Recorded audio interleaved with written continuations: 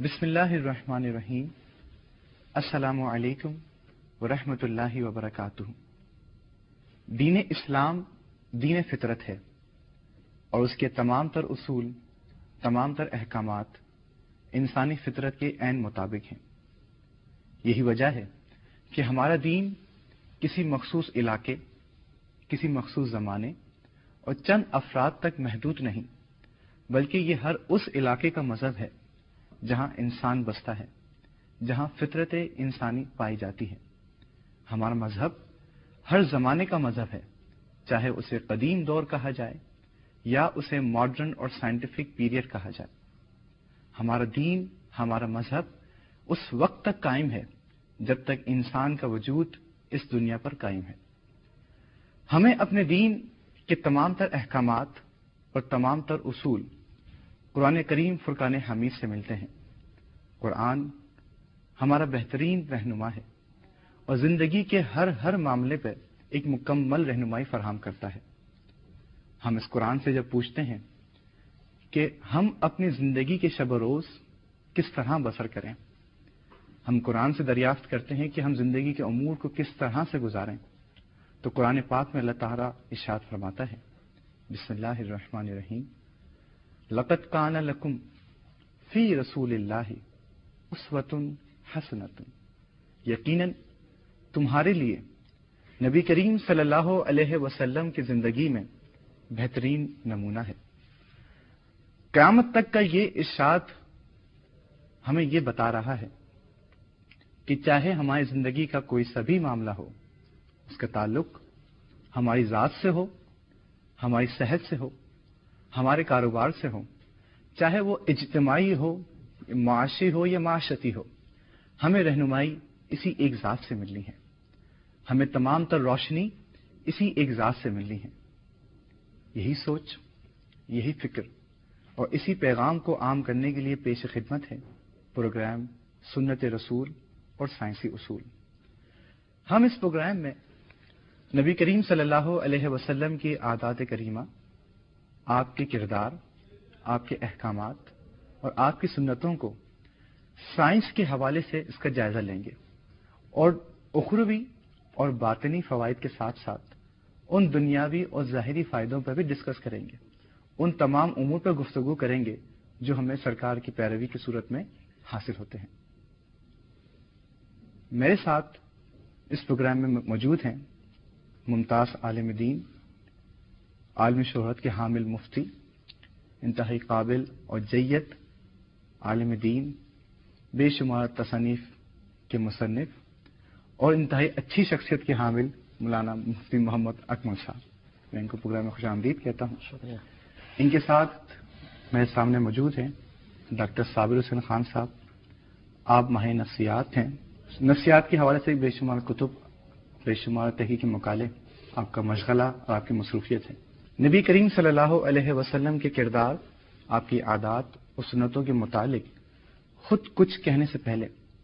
آئیے دیکھتے ہیں قرآن کریم میں اللہ تبارک و تعالی نبی کریم صلی اللہ علیہ وسلم کے کردار اور آپ کی سنتوں کے متعلق کیا ارشاد فرماتا ہے۔ قرآن کریم میں اللہ تبارک و تعالی کا ارشاد ہے، بسم اللہ الرحمن الرحیم، انک لعلی خلق عظیم، بے شک ہم نے آپ کو خلق عظیم عطا فرمائے۔ نبی کریم صلی اللہ علیہ وسلم کے متعلق رب کائنات یہ ارشاد فرماتا ہے کہ ہم نے آپ کو اخلاق عظیم کے مرتبے پر فائز کیا۔ وہ کیسا کردار تھا، وہ کیسی روش تھی، وہ کون سی عادات تھیں جس کو وحدہ لا شریک رب کائنات عظیم فرما رہا ہے۔ یہی سوال صحابہ کرام علیہم الرضوان کے ذہن میں بھی پیدا ہوا اور یہ سوال لے کر وہ حضرت عائشہ صدیقہ رضی اللہ عنہا کے حضور پیش ہوئے اور دریافت کیا کہ ہمیں کچھ نبی کریم کے کردار کے متعلق ارشاد فرمائیے کہ نبی کریم صلی اللہ علیہ وسلم کا کردار کیسا تھا۔ حضرت عائشہ صدیقہ رضی اللہ عنہا نے فرمایا، کیا تم نے قرآن نہیں پڑھا؟ جو کچھ قرآن میں موجود ہے وہی اخلاق محمدی صلی اللہ علیہ وسلم ہے۔ مفتی صاحب کے اخلاقیات پہ مختلف گفتگو کرنے سے پہلے ہمارے دین اسلام میں اخلاقیات کی اہمیت کیا بیان فرمائی گئی ہے؟ اعوذ باللہ من الشیطان الرجیم، بسم اللہ الرحمن الرحیم۔ دراصل نبی کریم صلی اللہ علیہ وسلم کے جو بھی عادات و اطوار تھیں وہ دو طرح کی تھیں. بعض تو آپ نے امور ایسے سر انجام دیے جنہیں عبادت کا نام دیا جاتا ہے، اور بعض ایسے امور تھے جو آپ کی عادت میں شامل تھے، ان کو عادت کہا جاتا ہے. تو اخلاقیات کا اکثر جو اطلاق ہے وہ آپ کی عادات پر ہوتا ہے، اور نبی کریم صلی اللہ علیہ وسلم کے جو بھی عادات ہیں، جیسے کہ آپ نے آیت کریمہ تلاوت کرنے کا شرف حاصل کیا، وہ ایسی عادات ہیں کہ جب انسان اس کو اپنائے گا تو لازم بات ہے کہ اس کی طبیعت میں، اس کی کیفیات میں، اس کے ظاہر و باطن میں جو بری عادات ہیں وہ خود بخود نکل جائیں گی. اسی لیے علماء کرام نے، فقہائے اعظام نے ہر مسلمان عاقل بالغ پر یہ فرض قرار دیا ہے کہ وہ نبی کریم صلی اللہ علیہ وسلم کے ان اخلاق کو خاص طور پر اختیار کرے کہ جن کا اختیار کرنا ہمیں برائیوں سے دور کرے گا، اور جن کے اپنانے کی بنا پر ہماری طبیعت، ہماری کیفیت، ہمارا ظاہر و باطنی عمل سنورتا چلا جائے گا. تو اس لیے یہ ہر عاقل بالغ مسلمان پر لازم ہے اس کا علم حاصل کرنا کہ وہ نبی کریم کے اخلاق اور عادات کو دیکھے، انہیں اپنائے، اس کا علم کو اپنے ذہن میں راسخ رکھے تاکہ اس کی عادات بہتر سے بہتر ہوتی چلی جائیں، وہ برائیوں سے محفوظ ہو جائے. تو خلاصہ کلام یہ ہے کہ نبی کریم صلی اللہ علیہ وسلم کی بعض عادات کا سیکھنا ہم پر فرض ہے، بعض کا سیکھنا مستحب ہوتا ہے. اس میں تفریق ہم اس طریقے سے کریں گے کہ جس عادت کو نہ اپنانے کی بنا پر یا اس کا علم نہ سیکھنے کی بنا پر ہم گناہ میں مبتلا ہو جائیں تو اس کا سیکھنا فرض ہوتا ہے، اور جن عادات کے ترک کی بنا پر ہم فضیلت سے محروم ہو جائیں ان کا سیکھنا سنت یا مستحب کے درجے میں ہوتا ہے. اچھا، نبی کریم صلی اللہ علیہ وسلم کی زندگی کا جب ہم ملاحظہ فرماتے ہیں تو آپ کی زندگی کے ہر معاملے میں صبر کا عنصر ہمیں ملتا ہے. شیب ابی طالب میں ذہنی کوفت اور شدید تکالیف کے میں بھی سرکار صلی اللہ علیہ وسلم نے صبر فرمایا. طائف کے علاقے میں تاریخ کے بدترین تشدد میں بھی آپ صلی اللہ علیہ وسلم نے صبر فرمایا. پھر مکے کے لوگوں کے بے شمار تشدد اور بے شمار تکالیف پہ بھی صبر، اور پھر غزوہ احد اور مختلف غزوات میں پیاروں کے بچھڑنے پہ بھی صبر. یعنی پوری زندگی اگر ہم نبی کریم کی دیکھیں تو ہمیں صبر کا عنصر، صبر و تحمل کا جذبہ بہت ملتا ہے. تو آخر یہ صبر و تحمل کیا چیز ہے؟ اس کی کیا تعریف کیا ہے قرآن حدیث کی روشنی میں، اور لغوی معنی کیا ہے اور شرعی تعریف کے کیا ہے؟ لیکن صبر کا لغوی معنی ہوتا ہے روکنا یا رک جانا، اور تحمل کا معنی ہوتا ہے برداشت کرنا. اس شرعی لحاظ سے جب انسان کی مرضی کے برخلاف کوئی کام ہوتا ہے تو اس کے دل میں نفرت اور کراہیت کے جذبات بیدار ہوتے ہیں، اور یہ نفرت اور کراہت کے جذبات اسے انتقام کی جانب ابھارتے ہیں. تو اب اگر خلاف مرضی کوئی کام ہوا، دل میں نفرت اور کراہت کے جذبات بیدار ہوئے اور نفس نے ارادہ انتقام کیا، تو اب اگر کوئی شخص اس ارادہ انتقام کو موقوف کر دے، اپنے آپ کو انتقام سے روک لے، تو اس کا نام پھر صبر ہوتا ہے. مثال کے طور پہ نبی کریم صلی اللہ علیہ وسلم کا فتح مکہ کا موقع آپ دیکھیے کہ جب نبی کریم صلی اللہ علیہ وسلم ان کفار پر غالب آ گئے کہ جنہوں نے کم و بیش 13 سال تک مسلسل آپ کو تکالیف پہنچائیں، تو ہمارے نبی کریم صلی اللہ علیہ وسلم نے وہاں پر صبر فرمایا، یعنی اپنے آپ کو انتقام سے روک لیا. تو ہمارے لیے اب خلاصہ کلام یوں ہوگا کہ جب ہماری مرضی کے برخلاف کوئی کام ہو تو ہم اپنے نفس کو انتقام سے روکیں، اور انتقام کی صورت وہی ہے کہ ہاتھ سے مارنا، پیر سے مارنا، زبان سے کچھ کہہ دینا، دل میں غیبت اور شکوہ بیدار کرنا، یا آنکھ سے گھور کر دیکھ لینا، ان تمام چیزوں کو روک لیا جائے تو اس کا نام صبر اور تحمل ہوتا ہے. اگر آپ کی مرضی کے خلاف کوئی عمل ہوا، اس پہ انتقامی کارروائی کو روکنا یا کسی بھی رد عمل کو روکنا صبر ہے؟ جی ہاں، اپنے آپ کو رد عمل سے روک لیا جائے، اس کا نام صبر ہوتا ہے. قرآن حدیث میں اس کا کس طرح سے بیان ہمیں ملتا ہے؟ مطلب اللہ تبارک و تعالی نے صبر کا باقاعدہ حکم ارشاد فرمایا. اللہ تعالی ارشاد فرماتا ہے، یا ایھا الذین آمنوا اصبروا وصابروا ورابطوا واتقوا اللہ لعلکم تفلحون، کہ اے ایمان والو تم صبر اختیار کرو اور دشمنوں میں معاملہ صبر میں آگے بڑھ جاؤ، یعنی دشمنوں سے معاملہ صبر میں آگے بڑھ جاؤ، اور اسلامی ملک کی سرحد کی نگہبانی کرو، اللہ تبارک و تعالی سے ڈرو تاکہ تم فلاح پا جاؤ. تو معلوم ہوا سب سے پہلے اللہ تبارک و تعالی نے صبر کا حکم ارشاد فرمایا، اور آخر میں اس کا فائدہ بھی بیان فرمایا، لعلکم تفلحون، کہ صبر ہی انسان کی فلاح و کامرانی کے لیے بہت ضروری ہوتا ہے. کوئی ہمیں ایسی حدیث ملتی ہے جس میں صبر کی تلقین کی گئی ہے؟ اب بے شمار احادیث ہیں، خود ہمارے نبی کریم صلی اللہ علیہ وسلم کا عمل مبارک اس کے سب سے بڑا اس کا پیغام دے رہا ہے کہ باوجود وسیع قدرت کے، جیسے فتح مکہ کے موقع پر تھا، آپ انتقام لے سکتے تھے، بدلہ لے سکتے تھے، اور وہ شرعاً درست بھی تھا، اس کے باوجود ہمارے نبی کریم صلی اللہ علیہ وسلم نے تعلیم امت کے لیے اس اخلاق کریمانہ کا اظہار لے سکتے تھے، بدلہ لے سکتے تھے، اور وہ شرعاً درست بھی تھا، اس کے باوجود ہمارے نبی کریم صلی اللہ علیہ وسلم نے تعلیم امت کے لیے اس اخلاق کریمانہ کا اظہار فرمایا، اور آپ نے اپنے آپ کو انتقام سے روکا۔ تو اس سے عملی طور پہ یہ نبی کریم صلی اللہ علیہ وسلم نے درس دے دیا کہ ایک ہوتا ہے مجبوری کی وجہ سے اپنے آپ کو روک لینا، سامنے والا طاقتور ہے، اگر آپ اس کو برا بھلا کہیں گے تو وہ آپ کو لٹا دے گا زمین پر، لیکن ایک ہے کہ باوجود قدرت اپنے آپ کو روکنا، یہ بہت بڑا کمال ہے، اور اس لیے نبی کریم صلی اللہ علیہ وسلم نے اس موقع پر اپنی امت کی تعلیم کے لیے اپنے آپ کو روک کر یہ درس دیا کہ چاہے آپ غالب آئیں، چاہے آپ مجبور ہوں، دونوں صورتوں میں انتقامی ارادے سے اپنے آپ کو روکنا یہی اخلاق حسنہ ہے اور اللہ کو محبوب ہے، لہذا حدیث سے ہمیں یہ عملی طور پہ درس حاصل ہوتا ہے۔ اچھا ڈاکٹر صاحب، جیسے ہمیں پتہ چلا کہ انتقامی کارروائی کو روکنا کسی بھی حادثے میں، کسی بھی خلاف مرضی کی کوئی کام یا کوئی ایسا عمل ہو جاتا ہے، تو آپ کیا سمجھتے ہیں کہ کوئی اچانک کوئی ایسا کام ہو، اس پہ انتقامی کارروائی روکنا کیا ہی ممکن ہے؟ انفیکٹ ثاقب آپ جو کہہ رہے ہیں کہ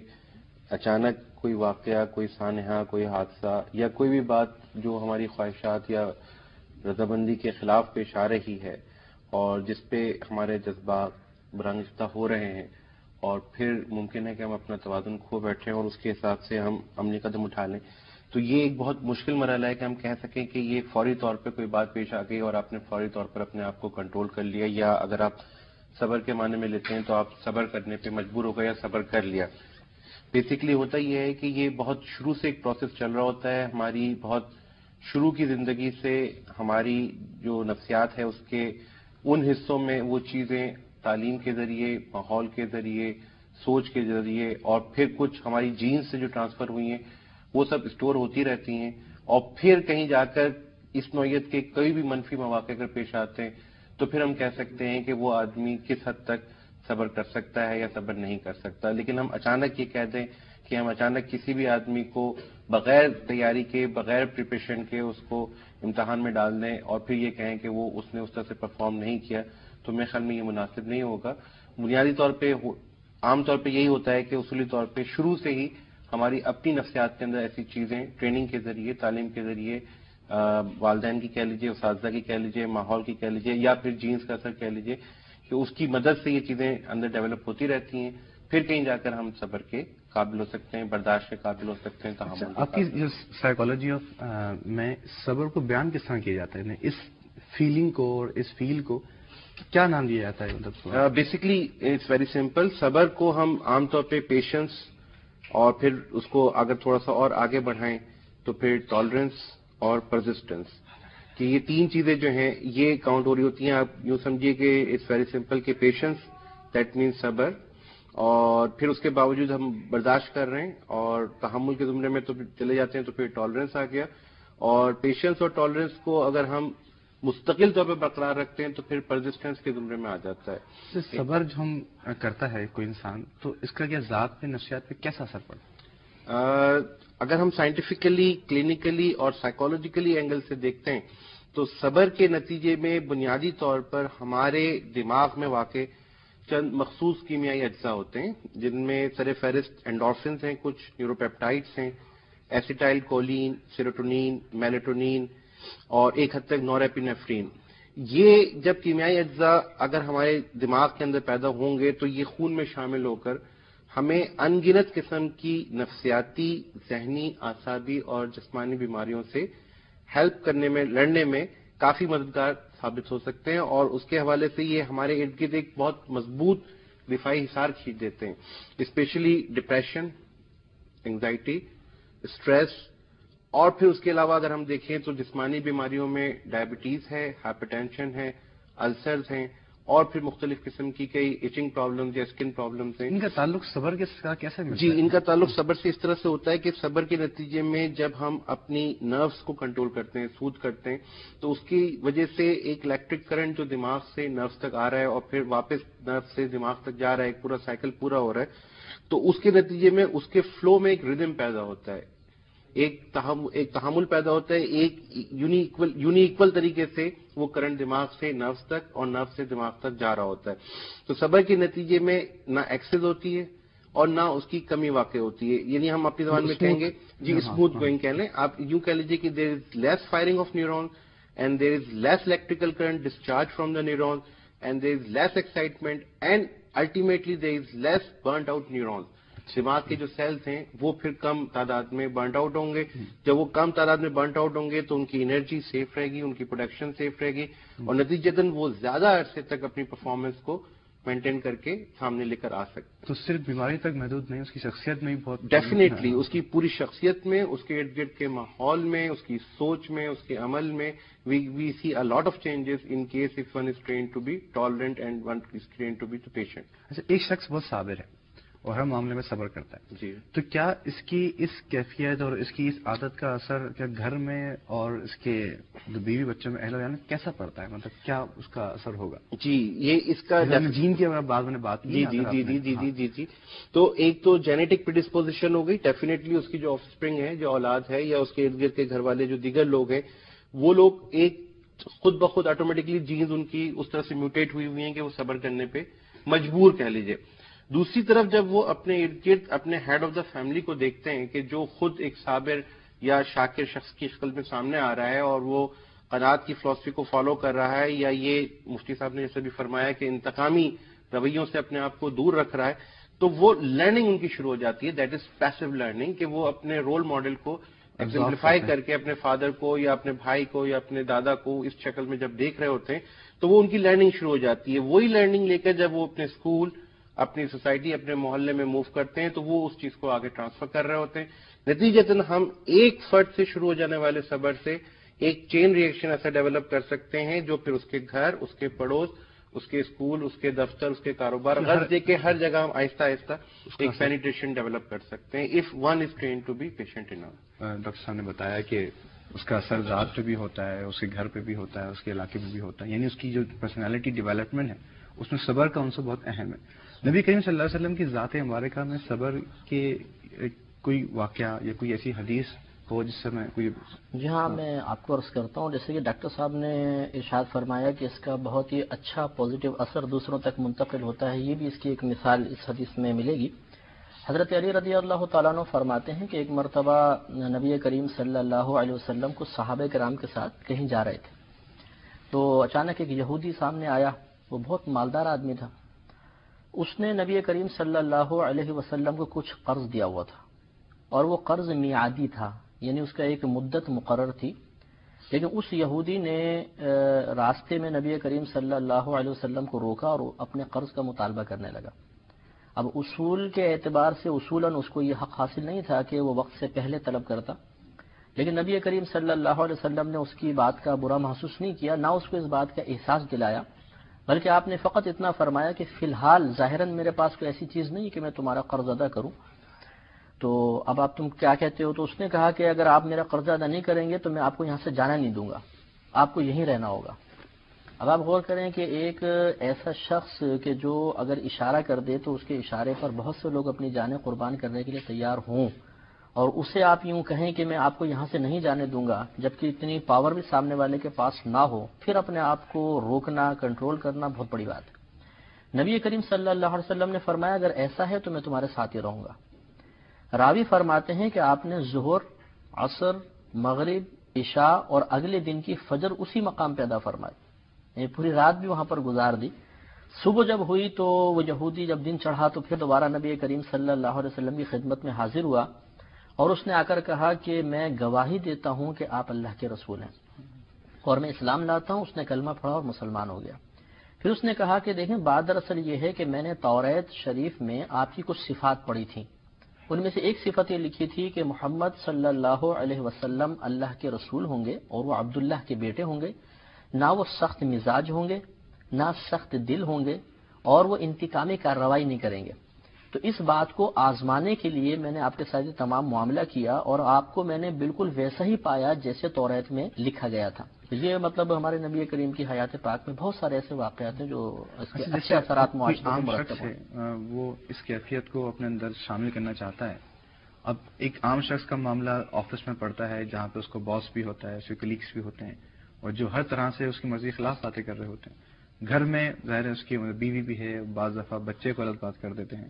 تو اب یہ بات تو سمجھ میں آتی ہے کہ صبر دنیاوی اور اخروی فوائد کا مطلب ایک اہم جز ہے۔ اس کے حصول کا کوئی طریقہ قرآن حدیث پہ بیان یا اس کے حصول کا کیا طریقہ ہے کہ صبر کو کیسے حاصل کیا جائے؟ جیسے کہ ڈاکٹر صاحب نے ارشاد فرمایا کہ اچانک صبر جو ہے اگر آدمی پہلے سے ہی مینٹلی طور پہ اس کے لیے تیار نہ ہو تو صبر کرنا بہت مشکل کام ہے، کیونکہ بعض اوقات ایسا ہوتا ہے کہ ناگہانی آفت آتی ہے اور آدمی اپنے جذبات کو کنٹرول نہیں کر پاتا۔ آپ ایک گاڑی میں جا رہے ہیں، سگنل پہ روکے، اچانک پیچھے گاڑی نے آ کے ٹکر مار دی۔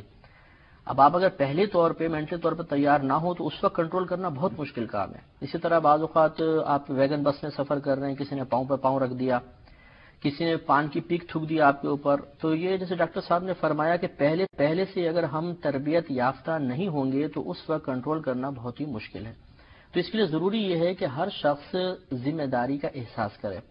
اسی طرح جیسے ہمارے ڈاکٹر صاحب ہیں، ایک پیشنٹ آتا ہے تو وہ ڈاکٹر سے نفسیاتی طور پہ بہت زیادہ متاثر ہوتا ہے، مرعوب ہوتا ہے، اور ڈاکٹرز کی جو مطلب ہدایات ہیں اسے بعض لوگ بہت زیادہ مطلب اس کو مطلب ایکسیپٹ کرتے ہیں اور اس پہ عمل کرتے ہیں۔ تو یہ ڈاکٹرز جیسے ہیں یہ ذہنی تربیت کریں اور ان کو جیسے اب سائنٹیفک طریقے سے سمجھایا کہ اس کے کیا کیا آپ کو فوائد حاصل ہوں گے، تو یہ ہم تمام جو معاشرے کے افراد ہیں اپنی اپنی ذمہ داری محسوس کر کے سلسلہ تربیت شروع کریں تو انشاءاللہ پھر آہستہ آہستہ ایسا ہوگا کہ معاشرہ سنورے گا، اور صرف سلسلہ تربیت نہیں بلکہ اس کے بعد عملی طور پر ایک نمونہ کر کے دکھائیں۔ اور یہ ہمیں نبی کریم صلی اللہ علیہ وسلم کی حیات کریمہ سے ہی حاصل ہوتا ہے کہ ایک طرف آپ زبانی کلام فرما رہے ہیں تو دوسری طرف اس کا پریکٹیکل کر کے بھی دکھا رہے ہیں، تو اس کا پھر اثر انشاءاللہ معاشرے میں۔ ڈاکٹر صاحب جیسے مفتی صاحب نے یہ فرمایا کہ صبر کا عنصر پیدا کرنے کے لیے کہ تربیت کی ضرورت ہے، میں یہ پوچھنا چاہ رہا ہوں جیسے میں ایک بے صبر آدمی ہوں اور میں اپنے اندر صبر پیدا کرنا چاہتا ہوں، تو ان دا سائنس آف سائیکالوجی کوئی ایسی پریکٹس ہو، کوئی ایسی ایکسرسائز ہو یا کوئی ایسا عمل ہو جس کو کرنے سے میں یہ صبر کا جو مادہ ہے، صبر کا عنصر پیدا کروں، تو وہ کون سی مطلب کوئی ایسا عمل آپ تجویز کرتے ہیں کسی کو؟ جی ثاقب، پہلی بات تو یہ کہ ابھی بات ہو چکی ہے، کچھ میں نے کہا، کچھ مفتی صاحب نے اس کو ری انفورس کیا کہ کوئی بھی چیز ایک دن میں حاصل نہیں ہوتی، اور جب بات صبر جیسے جذبے کی یا صبر جیسی خاصیت کی یا صبر جیسے اخلاق کی ہے تو اس کے لیے تو ایک بہت زیادہ وقت درکار ہوتا ہے اور وہ شروع سے ہوتا ہے۔ لیکن اس کے باوجود اگر ایسے لوگ جب بھی ہمارے پاس آتے ہیں کہ جو کسی بھی وجہ سے بے صبرے پن یا امپلس کا شکار ہو جا کے مختلف قسم کے کام کر بیٹھتے ہیں، بعد میں ان کو ندامت اور پچھتاوا ہوتا ہے کسی بھی حوالے سے، تو بیسکلی ہم ایسے تمام لوگوں کو ایک ملٹی ڈائمینشنل اپروچ کے ذریعے ٹریٹ کرنے کی کوشش کرتے ہیں، اور وہ اپروچ پہلے تو ہم اسیس کر رہے ہوتے ہیں کہ کوئی بایو کیمیکل ڈیفیسٹس تو نہیں ہے۔ اگر ان کیس کسی قسم کا کوئی بایو کیمیکل ڈیفیسٹس ہے یا دماغ کے کسی کیمیائی جز یا نیورو ٹرانسمیٹر میں کسی قسم کی کمی یا زیادتی ہے تو پھر ہماری کوشش یہ ہوتی ہے کہ ہلکی پھلکی ادویات کی مدد سے اس بے صبرے پن کو، جو اس کی بیماری کا ایک حصہ ہے، اس کو کنٹرول کریں۔ دوسری طرف پھر ہمارے پاس سائیکولوجیکل ماڈلز کے اندر کوگنیٹو بیہیویئر تھراپی کی جیسی ٹیکنیک ہوتی ہے جس میں ہم اسپیسیفک اس کی سوچ جس کا تعلق صبر سے یا بے صبرے پن سے ہے اس کو کنٹرول کرنے کے لیے مختلف طریقوں کی مدد سے مختلف سیشنز میں مختلف اوقات میں اس کو اس طرح کی بریفنگ دیتے ہیں کہ وہ چیزیں آہستہ آہستہ اس کے لاشعور کا حصہ بنتی چلی جائیں، شعور سے ہوتے ہوئے وہ لاشعور میں جاتی رہیں، اور پھر ایک وقت ایسا آتا ہے کہ جب وہ جا کے لاشعور کے اندر اپنے پنجے اس طرح سے گرپ کر لیتی ہیں کہ پھر اس کے بعد جو اس کا عمل یا اس کی سوچ جو رویہ ہے اس میں پھر ہمیں صبر کی مینیفیسٹیشن ملنے لگتی ہے۔ تیسری طرف جب ہم یہ تو دو ڈائمینشنز ہو گئے، پھر جو تیسرا امپورٹنٹ ڈائمینشن ہے جو آج کل ویسٹ کے اندر امریکہ اور انگلینڈ والے وہ لوگ بھی مجبور ہو گئے اپنی تمام تر سائنٹیفک اپروچز اور ایڈوانسمنٹ کے باوجود اس چیز کو فالو کرنے کے لیے، وہ ریلیجن کا ہے۔ In fact religion and superstitions have got a major role in psychology and psychiatry. اس میں ریلیجن کے اندر جتنے بھی سارے اپروچز اس وقت ہو رہی ہیں وہ سب آلٹرنیٹیو میڈیسنز اور پیراسائیکولوجیکل اپروچز کے حوالے سے چل رہی ہیں، جس میں بہت زیادہ اہمیت دی جا رہی ہے کہ ہم کسی بھی طریقے سے، چاہے ہمارا تعلق کسی بھی مذہب سے ہو، ہم اپنے مذہب کی طرف دوبارہ انٹر ہوں، پھر اس میں مذہبی ریچولس کو فالو کرنے کے ساتھ ساتھ جو مزید بیس لائن چیزیں جو بتائی جا رہی ہیں وہ 3 چیزیں بتائی جا رہی ہیں. ایک تو سو کالڈ براکپا یا میڈیٹیشن کی ایکسرسائزز کروائی جاتی ہیں. دوسری طرف ریلیکسیشن ایکسرسائزز ہیں جس پہ مائنڈ کو سوٹ ڈاؤن کیا جاتا ہے. اب یہ سے ہم بات کر چکے ہیں کہ بے صبرے پن کے اندر نیورونز جو ہیں وہ ایکسائٹیٹری اسٹیٹ میں ہوتے ہیں, نروز جو ہیں اس پہ کرنٹ بہت تیزی کے ساتھ جا رہا ہوتا ہے, تو اس کو کام ڈاؤن اور سوت کرنے کے لیے ہمیں مختلف طرح کی ریلیکسیشن ایکسرسائزز کروانی ہوتی ہیں. پھر اس میں کلر تھراپی ہے, پھر اس میں نیچر تھراپی ہے. ہم بہت ہلکے سافٹ کلرز کو ایڈوکیٹ یا سجیسٹ کرتے ہیں, لائک بلو کلر ہے, لائک گرین کلر ہے, لائک پنک ہے, لائک وائٹ ہے, کہ جو نیچر کے کلرز ہیں, آسمان کا رنگ ہے, سمندر کا رنگ ہے, قدرت سے جو قریب کرتا آدمی کو, وہ ہم سجیسٹ کرتے ہیں کہ آپ اپنے کرنے میں, اپنے ماحول میں, اپنے لباس میں جہاں تک بھی آپ یہ اس کی تبدیلی لے کر آ سکتے ہیں وہ آپ لے کر آئیں. پھر اسی طرح سے نیچرل ایسپیکٹس کے اندر ہم اس کو سجیسٹ کر رہے ہوتے ہیں کہ بھائی آپ تھوڑا سا قدرت کی طرف نکلیں. آپ بجائے اس کے کہ اپنا وقت غیر ضروری چیزوں میں ضائع کریں, آپ تھوڑا سا سائٹ سینگ پر جائیں,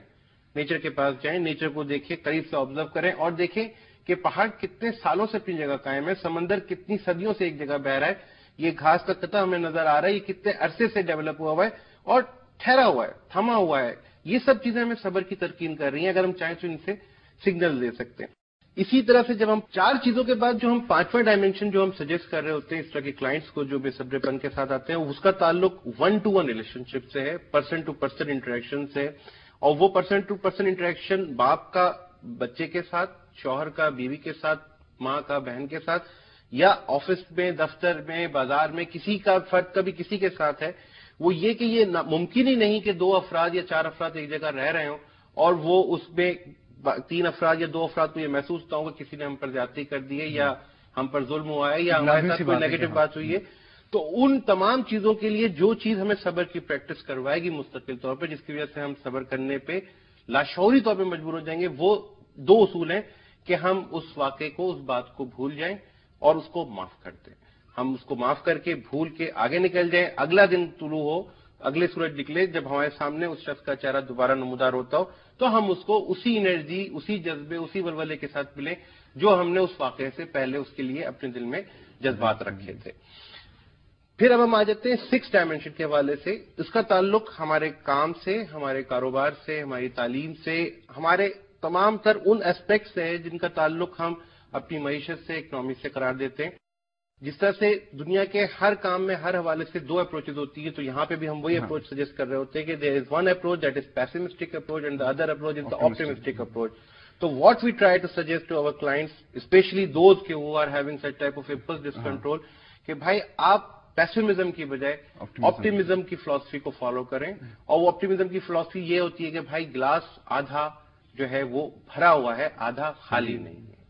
پازیٹیوٹی ہر معاملے میں پازیٹیوٹی. اگر آج بارش ہو گئی, بازار نہیں جا سکے, کام نہیں ہو سکا, تو یہ اللہ کا شکر کریں کہ اس میں ہمارے لیے کسی حوالے سے کوئی مصلحت ہے, تو ہم اس کام کو پروڈکٹیوٹی میں خرچ کر دیں. ہمارا آؤٹ ڈور کا کام ہے, نہیں ہو پا رہا, ہم صبر کر لیں کہ مجبوری ہو گئی, مصلحت ہو گئی. اس وقت کو ہم اپنی اس انرجی کو اگر ہم اپنے انڈور کام میں اگر صرف کر لیں تو آئی تھنک کہ وہ پروڈکٹیوٹی بھی بڑھے گی اور اس کے نتیجے میں صبر کی پریکٹس جو ہے ہماری گریجولی جو ہے وہ بلڈ اپ ہونا شروع ہو جائے گی. تو ہمیں وقت کی زیادتی کا احساس نہیں ہوگا کہ ہم وقت ضائع کر رہے ہیں. کیونکہ عام طور پہ بے صبرا پر یہ جو معاشرے میں نظر آتا ہے وہ یہ کہ وقت ضائع ہو رہا ہے, بھائی فوراً سے پیشتر کر لو کام, آگے چلو. جبکہ ایسا ممکن نہیں ہے. جب ہم کوئی بھی کام شروع کر رہے ہوتے ہیں, اس کا تعلق کسی بھی چیز سے ہو, تو اٹ ٹیکس ٹائم. تو اس وقت کے حوالے سے آپ یہ سمجھیے کہ آپ کے پاس آلٹرنیٹ یا کانٹیجیس ایسے پلانز ہونے چاہیے کہ اگر کسی وجہ سے ایک پلان آپ کا فیل ہو رہا ہے, آپ اس وقت وہ کام نہیں کر پا رہے, تو بجائے اس کی کہ آپ اس کو ریگریٹ کریں, اس کے پیچھے بھاگیں, بے صبرے پن کا ثبوت دیں.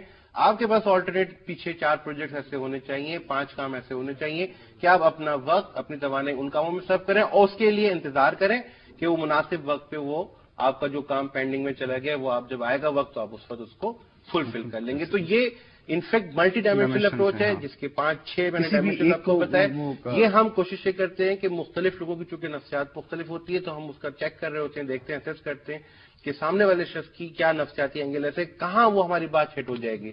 ہم اپنی 6 باتیں 7 باتیں کمیونیکیٹ کرتے ہیں, 5-6 سیشنز میں چیزیں کھل کر سامنے آ رہی ہوتی ہے, تو ہمیں پتہ چل جاتا ہے کہ اچھا یہ آدمی اس چیز کو زیادہ اچھی طرح سے لے رہا ہے تو پھر ہم اس طرف زیادہ زور دے کے اس کو آگے لے کے چلیں. خلاصہ اس کا کریں تو یا تو وہ قدرت اسلام کے نزدیک جائے جی، اور اس کے ساتھ ساتھ نیچر کو آبزرو کرے اور نیچر سے قریب ہر طرح سے نیچر. جی ہاں، اگر ہم بایو کیمیکل ایسپیکٹس کو الگ کر دیتے ہیں، میڈیسن کو الگ کر دیتے ہیں، تو اس کے بعد پھر مذہب ہے اور پھر نیچر ہے اور پھر یہ کیا درگزر کے جو معاملہ آتا ہے، افو درگزر ہے اور پھر قناعت ہے اور پھر ہمارے پاس ایک لمبی فہرست ایسے کاموں کی، ایسی باتوں کی ہونی چاہیے جس پہ ہمیں وقت کے ضیاع کا احساس ہو. اچھا مفتی صاحب، صبر کے جو خلاف عمل ہے وہ بے صبرا پن ہے،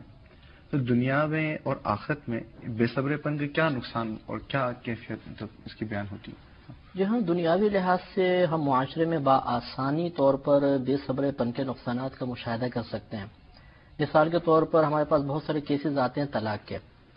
یہ اکثر جو ہوتے ہیں بے صبرے پن کا نتیجہ ہوتے ہیں. اچانک غصہ آیا، کنٹرول کرنے کا پہلے مادہ اپنے اندر پیدا نہیں کیا تھا تو فوراً پھر وہ زبان استعمال ہو جاتی ہے، طلاق ہو جاتی ہے، اور اس کے کتنے سائیڈ افیکٹس مطلب معاشرے میں پھر ظاہر ہوتے ہیں. بچوں کی زندگی خراب ہو جاتی ہے، عورت کے اوپر ہمارے معاشرے کے حساب سے ایک دھبا لگ جاتا ہے، وہ پریشان ہوتی ہیں، اور پھر خود شوہر انتہائی ٹینشن کا شکار ہو جاتا ہے، زندگی برباد ہو جاتی ہے ایک طریقے سے. بعض اوقات ایسا ہوتا ہے.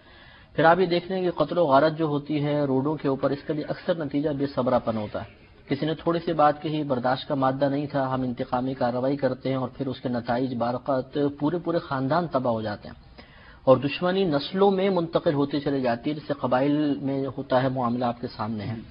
اسی طریقے سے اگر قتل و غارت تک نوبت نہ بھی پہنچے تو مار پیٹ تک ہوتی ہے، اعضاء خراب ہو جاتے ہیں، کسی نے ہاتھ کاٹ دیا، چہرہ بگاڑ دیا، تیزاب. اسی طریقے سے اگر قتل و غارت تک نوبت نہ بھی پہنچے تو مار پیٹ تک ہوتی ہے، اعضاء خراب ہو جاتے ہیں، کسی نے ہاتھ کاٹ دیا، چہرہ بگاڑ دیا، تیزاب وغیرہ پھینک دیا. یہ واقعات بھی آپ کے سامنے ہیں، سب بے صبرے پن کا نتیجہ ہے. اور جب یہ امور انسان کرتا ہے تو اس کے اخروی نتائج خود بخود ہمارے سامنے واضح ہیں. جب ہم بے صبرے پن کی بنا پر کسی پہ زیادتی کر بیٹھیں گے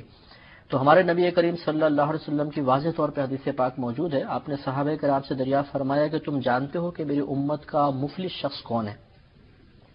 تو صحابہ کرام علیہم الرضوان نے عرض کیا رسول اللہ صلی اللہ علیہ وسلم، ہمارے نزدیک تو مفلس اور کنگال اسے کہتے ہیں جس کے پاس درہم اور دینار نہ ہو. آپ نے ارشاد فرمایا لیکن میری امت کا مفلس شخص وہ ہوگا جو بروز قیامت اللہ تعالیٰ کی بارگاہ میں حاضر کیا جائے گا اور اس پر لوگوں کے حقوق باقی ہوں گے کہ اس نے کسی کو گالی دی تھی، کسی کو مارا تھا، کسی کا مال دبایا تھا، کسی کی عزت و آبرو کو خراب کیا تھا. تو اللہ تبارک و تعالیٰ ان تمام لوگوں کو اجازت دے گا کہ اس کی نیکیاں لے لیں. وہ اس کی نیکیاں لے لیں گے. اس کے باوجود اس شخص پر کچھ حقوق باقی ہوں گے تو اللہ تبارک و تعالیٰ ان مظلوموں کی برائیاں اس کے نام اعمال میں ڈال دے گا اور اسے داخل جہنم فرمائے گا. اس سے نتیجہ نکلا کہ اگر ہم بے صبرے پن کی عادت کو دور نہیں کریں گے تو لازم بات ہے اغلاط میں مبتلا ہوں گے. یہ اغلاط لوگوں کی دل آزاری کا سبب بنے گی، تکالیف کا سبب بنے گی، اور پھر بروز قیامت یہ لوگ ہماری نیکیاں لے جائیں گے اور ہم دنیا میں کتنی ہی کثیر نیکیاں کیوں نہ کر رہے ہوں، ہو سکتا ہے کہ وہاں پر یہ تمام ذخیرہ ختم ہو جائے، یہ تمام محنت وہاں پر ضائع ہو جائے اور ہمیں داخل جہنم کر دیا جائے. تو اس لیے صبر کا عادی بننا بہت ضروری ہے اور بے صبرے پن کو ختم کرنا بہت ضروری ہے. ڈاکٹر صاحب، بے صبرے پن کے متعلق کافی اچھا بیان صاحب نے فرمایا کہ جہاں اس کے دنیاوی نقصانات ہیں ساتھ ساتھ اخروی حقوق اعتبار کے تلف کرنے کے ہیں. سائنس اور سائیکالوجی کے حوالے سے اگر بات کریں ہم کہ ایک شخص بے صبرا ہے تو اس کے اندر وہ کیا کیا نقصانات پیدا ہوں گے اس کی ذات میں یا اس کے گھر میں جو مطلب تباہی کا باعث ہوں گے؟ بے صبرے پن میں آدمی کی اپنی ذات، اس کی اپنی سوچ، اس کی اپنی نفسیات سے لے کر اس کے گھر کے تمام افراد، اس کا خاندان، اس کے دوست، اس کے احباب، ان جنرل معاشرہ اور پھر پوری کمیونٹی جو ہے اس کے لپیٹ میں آ سکتی ہے، ڈائریکٹلی اور انڈائریکٹلی. فرسٹ آف آل جو شخص بے صبرے پن کا مریض کہہ لیجیے یا یوں کہہ لیجیے کہ اس کیفیت میں مبتلا ہے تو وہ وہاں پہ یوں سمجھ لیجیے کہ وہ نہ صرف قبل از وقت مختلف قسم کی بیماریوں کا شکار ہو جاتا ہے جن میں سے ان گنت سائکیٹرک ڈس آرڈرز ہیں، اور پھر سونے پر سہاگا یہ کہ یہ بے صبرا پن نہ صرف آدمی سے غلط کام کرواتا ہے بلکہ اس غلط کام کے بعد پھر اس کے نتیجے میں جو اس کے ذہن میں منفی سوچ پیدا ہوتی ہے جس کا تعلق ندامت، پچھتاوے اور احساس گناہ سے ہوتا ہے، وہ اس سے بچ نہیں سکتا. اللہ تعالیٰ نے ہر شخص کے ساتھ ضمیر رکھا ہوا ہے جس کو ہم اپنی زبان میں 3 مختلف کیٹیگریز میں ڈیفائن کرتے ہیں: ایڈ، ایگو اور سپر ایگو. ایڈ وہ چیز جس کو ہم بے صبرے پن میں کہتے ہیں کہ یہ ہمارے دل میں ایک خواہش پیدا ہوئی، ہمیں پیاس لگی، ہم نے پانی پینا ہے، ہم ریسپیکٹو آف دیٹ کہ وہ پانی صاف ہے، خراب ہے، حلال ہے، حرام ہے، ہمارے اندر ایک طلب پیدا ہوئی، ہم چلے گئے، ہم پانی پینے کے لیے، ہم نے بے صبراپن کر لیا. ایگو ہمیں یہ کہے گی کہ نہیں، وہ پانی اگر آپ پی رہے ہیں تو آپ یہ دیکھ لیں کہ وہ ایٹ لیسٹ کسی تالاب کا، جوہر کا نہ ہو، صاف ستھرا پانی وہ ہو. اور سپر ایگو ہمیں کہے گی کہ وہ آپ ایسے برتن میں پانی پیئیں جو پاک ہو اور جس کو کسی بھی قسم کی بیماری سے آلودہ نہ ہوا ہو. تو اسی طرح سے جب ہم کوئی کام بے صبرے پن میں کر لیتے ہیں تو ہماری ایٹ کے تحت تو آرڈرز فالو ہو گئے، ہم نے کر لیا، لیکن بعد میں جب سپر ایگو کی طرف سے انسٹرکشنز آتی ہیں تو پتہ ہی چلتا ہے کہ بھائی کام تو ہوا غلط ہے،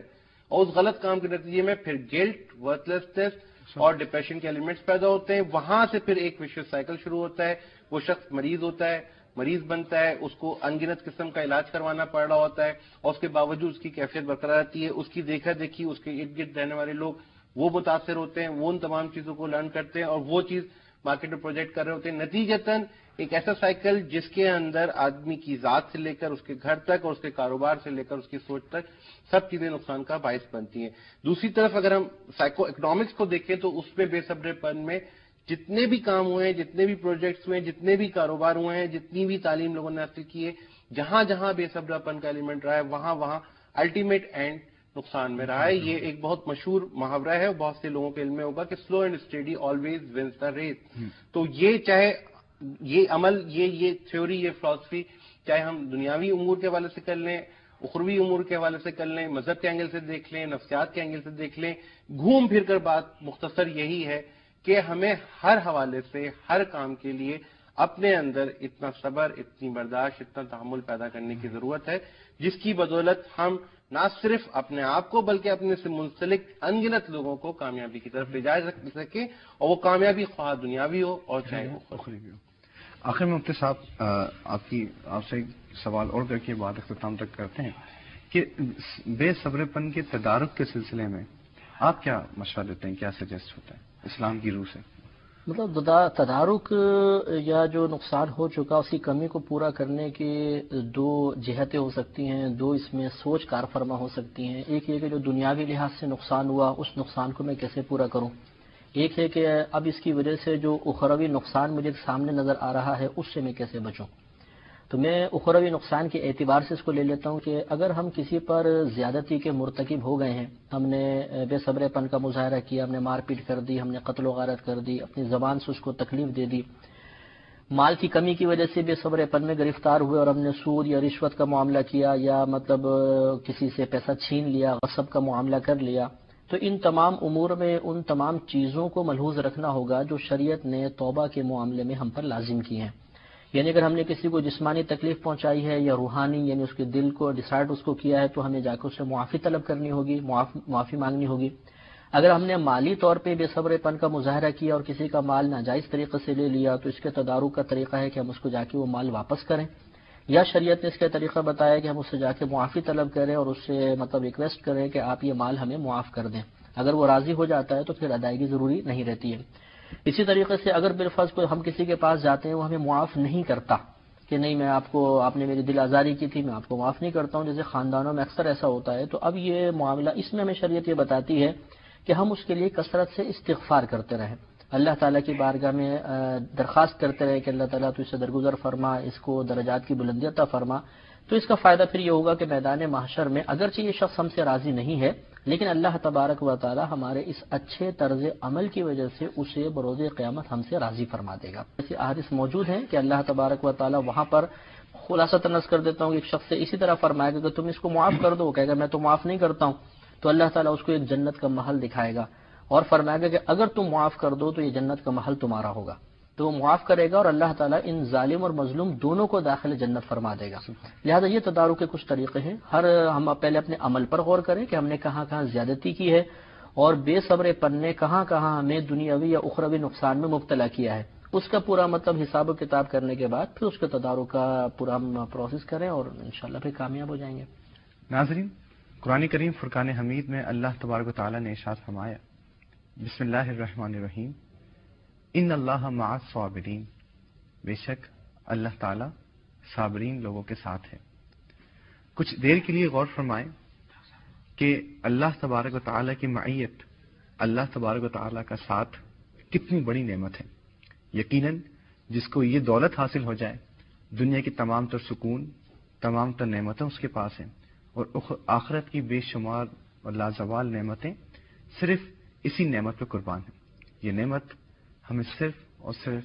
صبر کا مادہ پیدا کرنے کی صورت میں ہی حاصل ہوں گی۔ اس دعا کے ساتھ کہ اللہ تبارک و تعالی ہم سب کو صبر کرنے اور صبر پہ قائم رہنے کی توفیق عطا فرمائے، اور صبر کے ساتھ ساتھ نبی کریم صلی اللہ علیہ وسلم کی مختلف سنتوں پہ عمل کرنے کی توفیق عطا فرمائے۔ میں بہت شکر گزار ہوں مفتی محمد اکمل صاحب کا کہ آپ تشریف لائے اور سنت پہ مبنی بے شمار دولتیں ہمیں اپنے ارشاد کے ذریعے عطا فرمائیں، اور اس کے ساتھ ڈاکٹر صابر حسین خان صاحب آپ کو بہت شکریہ کہ آپ تشریف لائے اور صبر کے اس سنت کو سائنس کے حوالے سے ایک بہترین طریقے سے آپ نے بہت اچھی طرح سے بیان کیا، اور یقیناً کہ ناظرین بھی سمجھ گئے ہوں گے کہ سائنس کس طرح سے ہمارے نبی کریم صلی اللہ علیہ وسلم کی سنت کی تائید کرتی ہے۔ اس دعا کے ساتھ کہ اللہ تبارک و تعالی ہمیں صبر کرنے اور صبر پر قائم رہنے کی توفیق عطا فرمائے، اور صبر کے ساتھ ساتھ نبی کریم کے اور احکامات اور دوسرے سنتوں پر عمل کرنے کی توفیق عطا فرمائے۔ انشاءاللہ اگلے پروگرام میں نبی کریم صلی اللہ علیہ وسلم کی ایک اور سنت کے ساتھ اور اس کے ساتھ ساتھ سائنس کے حوالے سے اس کی تحقیق کے ساتھ پھر حاضر ہوں گے۔ جب تک کے لیے اجازت دیجیے۔ السلام علیکم ورحمۃ اللہ وبرکاتہ۔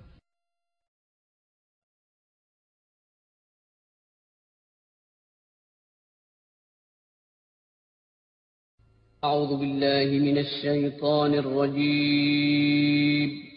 بسم الله الرحمن الرحيم.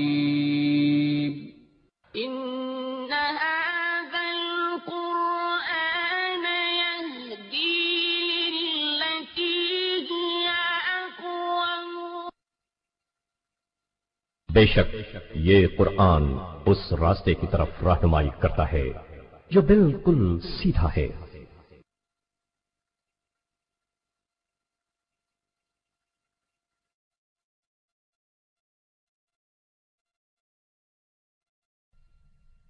واعتصموا بحبل الله جميعا ولا تفرقوا. اور اللہ کی رسی کو مضبوطی سے تھام لو اور آپس میں فرقوں میں نہ بٹو۔